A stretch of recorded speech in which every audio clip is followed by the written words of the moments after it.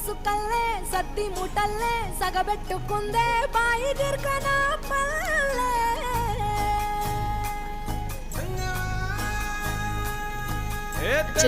తెల్లని పాలధారల పల్లె తెల్లారుతుంటదిరా గుళ్ళోని గంటలు కాడెట్ల మెడలోన చెంతగా మోగుతూ ఉంటాయిరా నాగలి భుజన పెట్టుకుంటే దోస్తులు చేసినట్టేరా కొట్టు గోదా పక్కన ఉంటే కొండంత బలగం ఉన్నట్టురా చల్లగాలి మోసుకొచ్చెరా